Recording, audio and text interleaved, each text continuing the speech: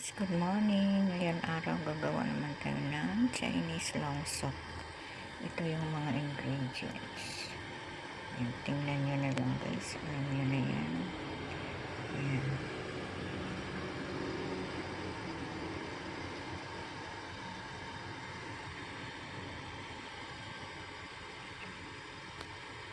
Ayan.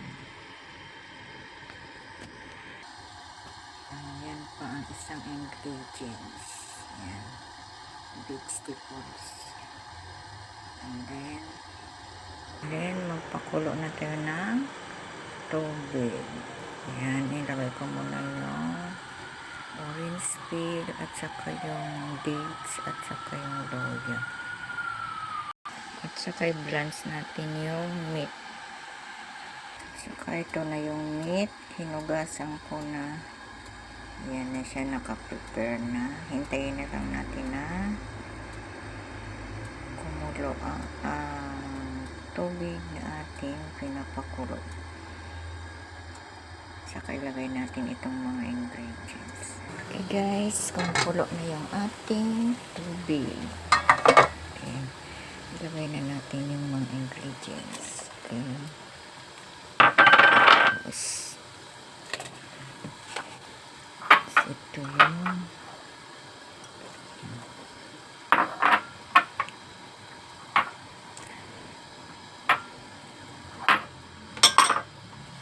saka yung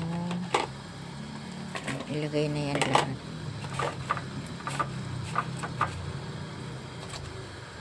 Layo-layo lang tayo, baka matalsikan tayo. Ilagay ko na rin yung pork. Isa-isahin na lang natin kasi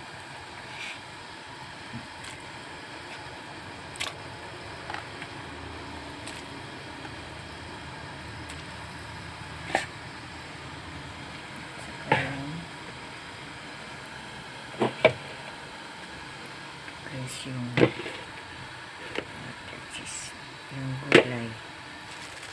Natin yung gulay.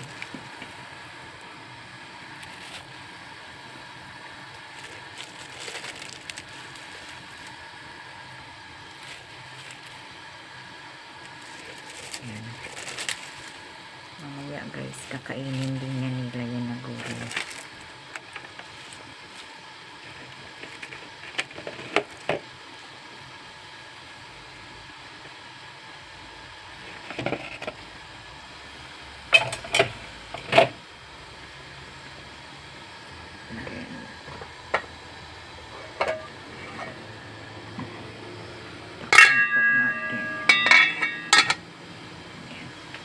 Hintayin natin na kumulo siya, and then hinaan natin ng apoy. Hintayin natin kumulo.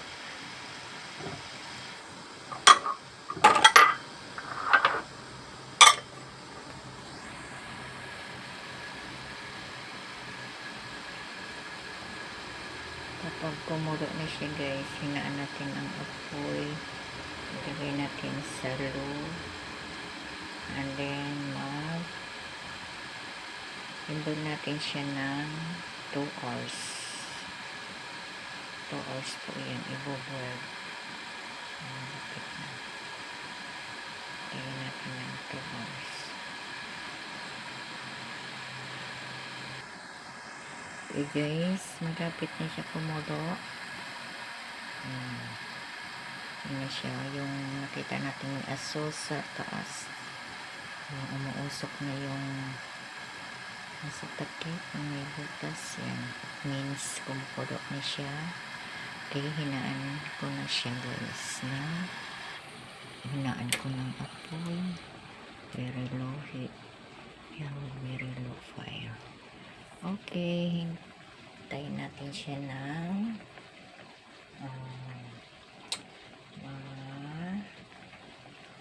boil ng 2 hours.